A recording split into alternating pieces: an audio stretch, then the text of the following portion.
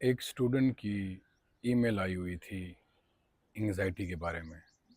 Student ने लिखा है कि उसको एंग्जाइटी है पिछले 3 महीनों से और उसको एक अननोन सी फेयर महसूस होती है और इसलिए फिर वो बाहर भी नहीं जा सकता, अपनी स्टडी पे फोकस भी नहीं कर सकता। तो इसका कोई हल बताइए। एंग्जाइटी के हवाले से मैं एक अपना एक्सपीरियंस शेयर करता हूँ। तकरीबन 3 जनवरी 2023, 3 जनवरी 2023 रात को मैं सोया हुआ था, तकरीबन मिडनाइट 1 to 2, 1 और 2 के दरमियान में। तो अचानक मुझे फ़ील हुआ कि जैसे, या कोई थॉट आई मुझे, ऐसे फ़ील हुआ जैसे कि ये दुनिया जो है ना वो बिल्कुल ख़त्म हो गई है।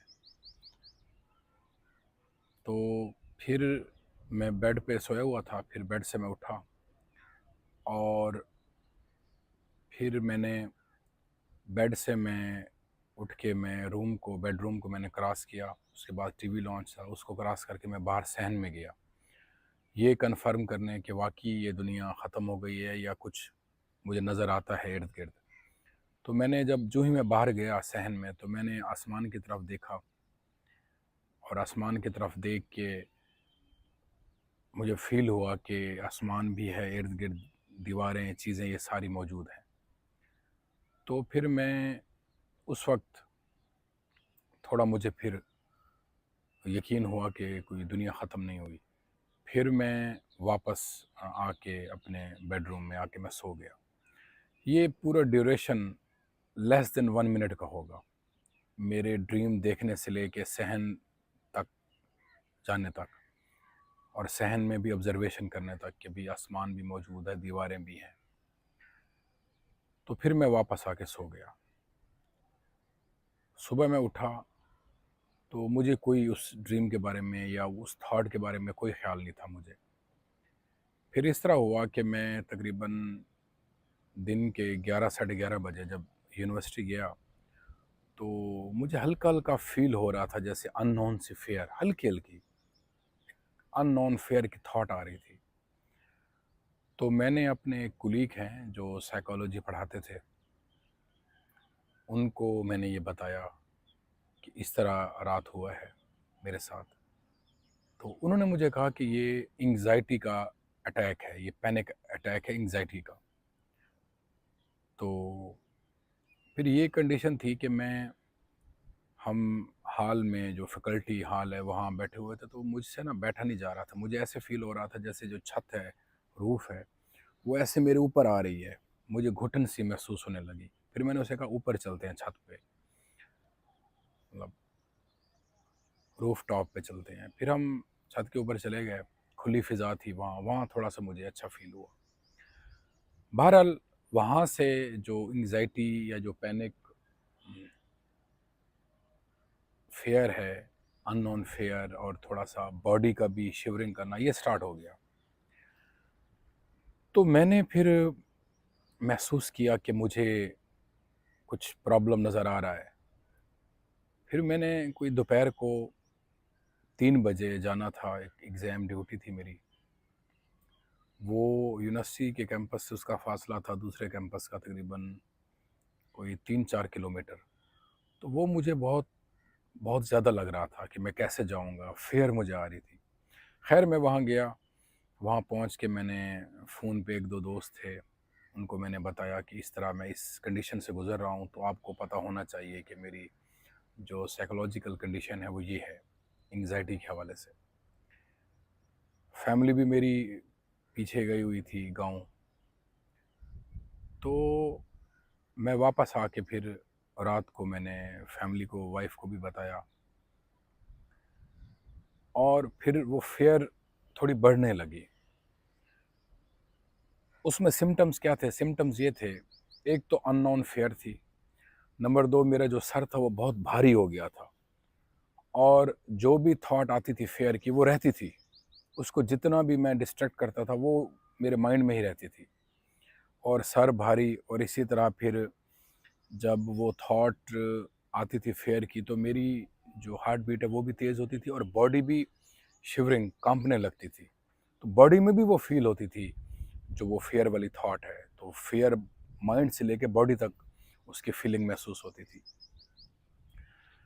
फिर मैं बड़ा परेशान हो गया कि मैं क्या करूँ? फिर मैंने इसके बारे में थोड़ा पढ़ना शुरू किया। मेडिटेशन मैं पहले भी करता था, तो मैंने मेडिटेशन शुरू की। फिर इसके बारे में मैंने वीडियोज़ देखी कि how to get rid of anxiety, कि इससे कैसे छुटकारा हासिल किया जाए। मैं किसी मेडिसिन की तरफ नहीं गया, ना किसी डॉक्टर को कंसल्ट किया। तो मुझे ये यकीन था कि इसका जो भी इलाज होगा वो इसी स्पिरिचुअल वे में होगा, मेडिटेशन में, या कोई ना कोई स्पिरिचुअल इसका जो इलाज है वो निकलेगा। खैर मैंने स्पिरिचुअल लिटरेचर पढ़ना शुरू किया, फिर मैं मेडिटेशन भी करता था। तो नेक्स्ट डे फैमिली मेरी आ गई, तो अब वो जब जहाँ भी जाऊँ वो फ़ियर रहे, फ़ियर इतनी शदीद रहे कि हद से ज़्यादा। फिर मैं क्या करता था, फिर मैंने ये देखा कि लिटरेचर में भी पढ़ा था, फिर मैं खुद मेडिटेशन करता भी था, मुराकबा। उसमें मेडिटेशन में सबसे पहले जो चीज़ मेडिटेशन तक पहुंचने के लिए आपको चाहिए होती है वो कंसंट्रेशन है। जब आपका माइंड में बहुत सारे थॉट्स होते हैं तो आप कंसंट्रेट नहीं कर सकते। तो पहले आपको कंसंट्रेशन लानी होती है, एक पॉइंट पे आप कंसंट्रेशन करें। जब आप कंसंट्रेशन करने में कामयाब हो जाते हैं तो वो एक जो कंसंट्रेशन वाली थॉट है, आप मेडिटेट करते रहते हैं तो वो मेडिटेशन में वो थॉट भी चली जाती है, बिल्कुल साइलेंट हो जाता माइंड। लेकिन उससे पहले कंसंट्रेशन बहुत ज़रूरी है, जिसको पतंजलि का जो योग सूत्र हैं उसके जो 8 लिम्स हैं उसमें जो मेरे ध्यान से पहले जो आता है वो धारणा आता है। यम, नियम, आसना, प्रत्याहार, और इसी तरह फिर आगे जो है ये धारणा और ध्यान, फिर जाके समाधि। शायद मैं एक दरमियान में भूल रहा हूँ। बहरहाल धारणा जो कंसंट्रेशन है वो पहले आती है, ध्यान जो मेडिटेशन है वो बाद में आती है। तो फिर मुझे एक वीडियो मिली, उसमें वो कोई तिब्बतन मंक था, उसने ये कहा कि वो भी पहले एंग्जाइटी से गुजरा है। उसने कहा मुझे एंग्जाइटी ये होती थी कि क्योंकि वो तिब्बत में रहते थे, वहाँ पहाड़ होते हैं। तो उसने कहा पहाड़ों को जब मैं देखता था मुझे एंग्जाइटी होने लगती थी। तो उसका अब्बू भी मेडिटेटर था, एक मंक था, तो उसके अब्बू ने उसे बताया था कि भाई तुम इसी एंग्जाइटी को ना मेडिट इसी के ऊपर मेडिटेशन करो, कि अपने माइंड में यही रखो, इसको गौर से वॉच करो, तो एक कंसंट्रेशन का पॉइंट भी मिल जाएगा। और जब आप वॉच करोगे तो वो फियर फिर आपको नहीं मिलेगी, वो डिसॉल्व हो जाएगी। तो फिर मैंने फिर इस तरह शुरू किया।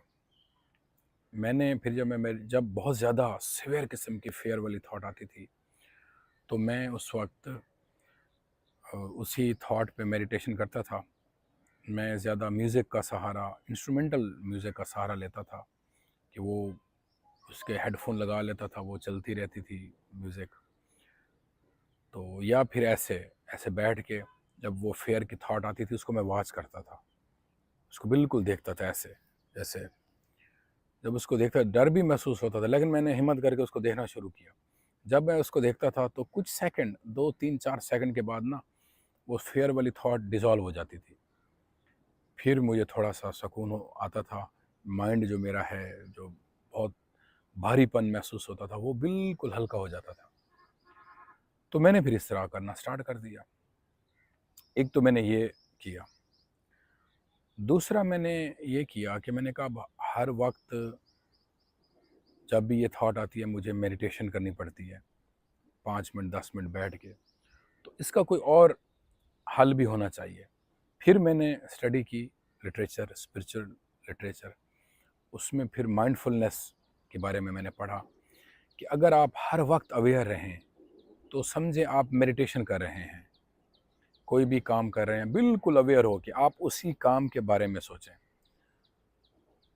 तो अगर मैं ये स्मार्टफ़ोन उठा रहा हूँ, इसको इस्तेमाल कर रहा हूँ, या कोई काम कर रहा हूँ, या कोई बर्तन धो रहा हूँ, तो मेरी पूरी तवज्जो उसी पे हो, मेरे माइंड में जो थॉट हो ना उसी के बारे में हो, कि मैं इसको साफ़ कर रहा हूँ या कोई भी काम है या मैं लिख रहा हूँ।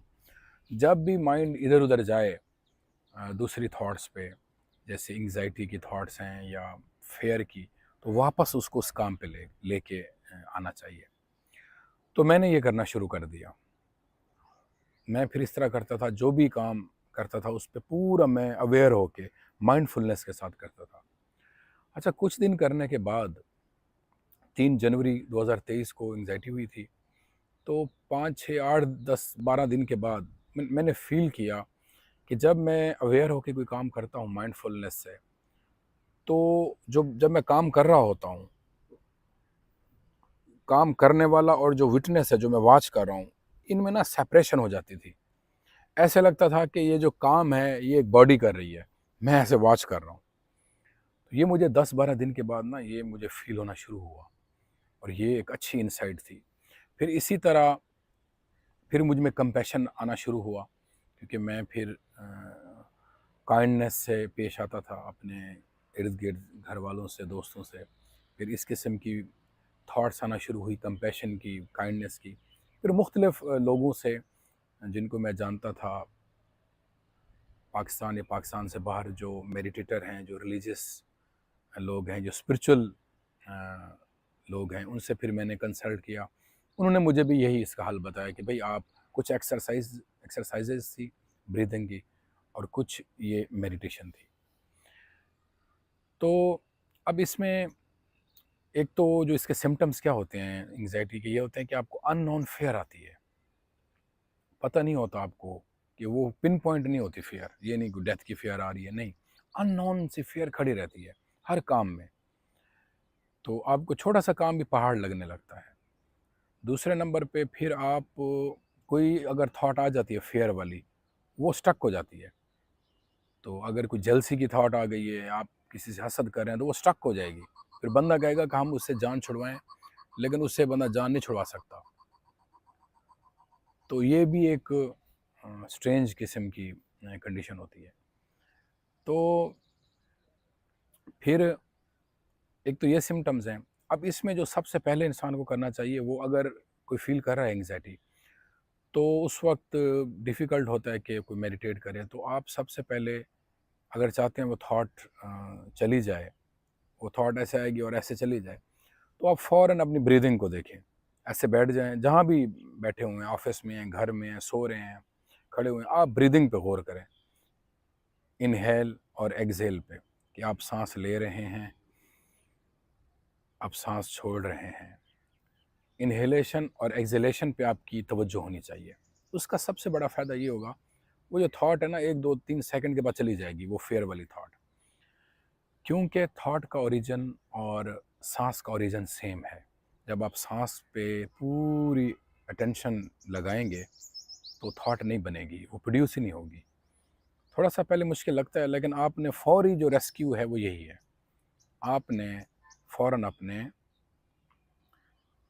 अपनी ब्रीथिंग को देखना है। 2-3 मिनट या 1 मिनट देखेंगे तो वो थॉट चली जाएगी।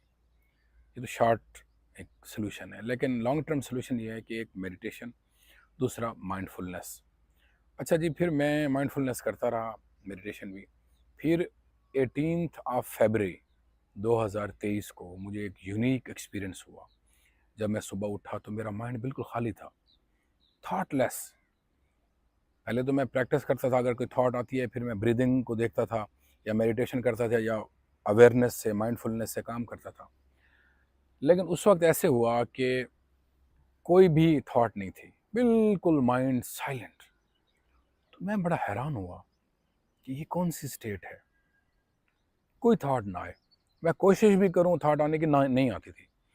फिर मैं उठा, मैं यूनिवर्सिटी गया, अपने काम सर अंजाम दिया, वापस आया, और हैप्पीनेस, एक स्ट्रेंज किस्म की एक्सटेसी, ब्लिस और हैप्पीनेस फ़ील होती थी।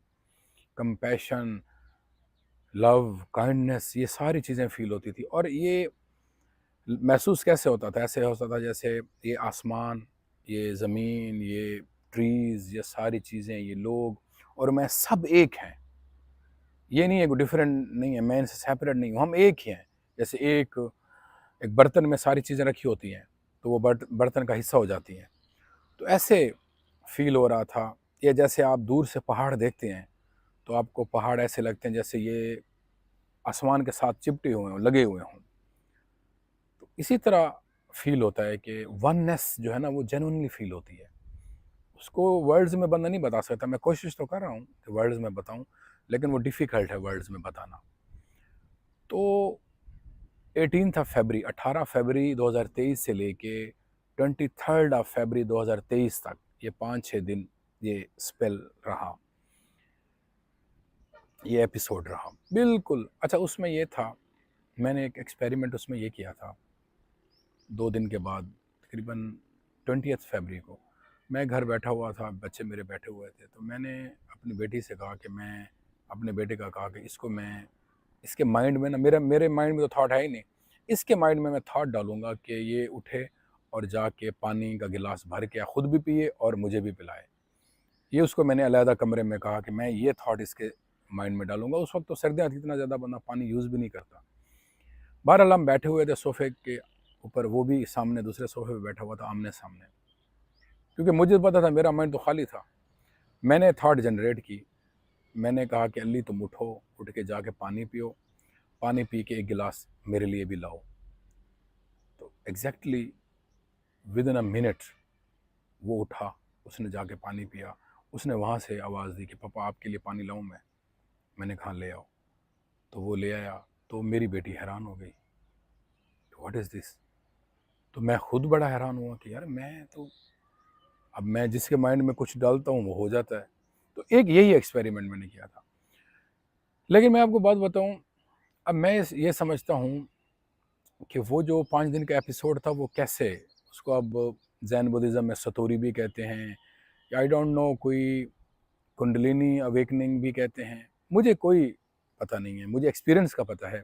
मैं उसको लेबल नहीं लगाना चाहता कि ये होगा या ये हुआ होगा। ये मुझे कुछ दोस्तों ने बताया कि इस किस्म की जो स्टेट है उसको ये कहा जाता है। बहरहाल मुझे अभी तक वो स्टेट याद है। हालाँकि कहते हैं स्पिरिचुअलिटी में उसी स्टेट के पीछे भागना नहीं चाहिए अब, वो एफर्टलेस आ जाती है। अब वो स्टेट कैसे आई थी? तो मैं ये समझता हूँ वो स्टेट आई थी, एक तो माइंडफुलनेस से, मेडिटेशन से भी ज़्यादा, क्योंकि वो माइंडफुलनेस इटसेल्फ मेडिटेशन है। जब मैं बहुत ज़्यादा अवेयर रहता था हर काम में, बिल्कुल अवेयरनेस से, मैं अपने माइंड को कहीं नहीं जाने देता। इवन मैं वॉक करता था 20-25 मिनट, वो भी अवेयरनेस वाली वॉक। एक कदम उठाता था, उसमें कहता था पीस, दूसरे कदम पे happiness, peace, happiness, peace, happiness, इस तरह। तो वो जो माइंडफुलनेस से मैंने जो दिन गुजारे थे वो 1.5 महीना, मुझे लगता है ये उसका अजर या उसका रिवार्ड मिला था। तो अभी भी मैं उस एक्सपीरियंस को जब याद करता हूँ तो बिल्कुल ज़ीरो, कोई जैसे माइंड खाली हो गया हो। हाँ, ये नहीं है कि आपको हर चीज़ भूल गई है, जो चीज़ आपको ज़रूरत होती थी वो उसी वक्त आ जाती थी। आपको एफर्ट नहीं करनी, आप सोचते नहीं थे कि ये वो है, नो, उसी वक्त आ जाती थी। लेकिन उसमें ये है कि कुछ कम करने को दिल नहीं करता था कि आप कोई ऐसा, बस आप ये कहते थे आप जैसे हैं, मतलब स्टिलनेस थी कि आप एफर्टलेसली सारे काम हो रहे हैं। तो इट वाज़ यूनिक एक्सपीरियंस। तो जिसको भी, जिस भाई ने ईमेल की है एंग्जाइटी है, तो मैंने अपना एक्सपीरियंस शेयर किया है। तो आप कोशिश करें, क्योंकि एंग्जाइटी एक थॉट है और थॉट को माइंड बनाता है। जब आप अपने माइंड को वॉच करने लगेंगे तो थॉट्स खुद ब खुद डिसॉल्व हो जाएंगी, क्योंकि हम वॉच नहीं करते आम रूटीन में, हम उस माइंड के जो थॉट्स हैं उसका हिस्सा बन जाते हैं। जब हम आइडेंटिफाई करते हैं कि वो थॉट हम हैं, जैसे मैं कहता हूँ मुझे मुझे फेयर हो रहा है, तो भाई मैं तो और हूँ, फेयर और है, फेयर एक थॉट है, मैं विटनेस हूँ। तो ये अगर अंडरस्टैंडिंग आ जाए तो फिर आप, एंग्जाइटी भाग जाएगी।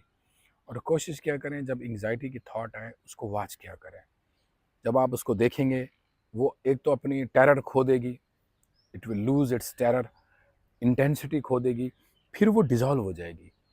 फिर वो एक्सपीरियंस आपको नेक्स्ट टाइम याद रहेगा। जब भी वो थॉट आएगी फियर वाली, एंग्जाइटी वाली, आपको पता है आपने उसको वॉच करना है, आप देखें उसको, वैसे भाग जाएगी। पहले थोड़ा फील होगा कि ये मुश्किल है, लेकिन आप हिम्मत करें, कुछ भी नहीं होता, आप उसको देखें, वो चली जाएगी।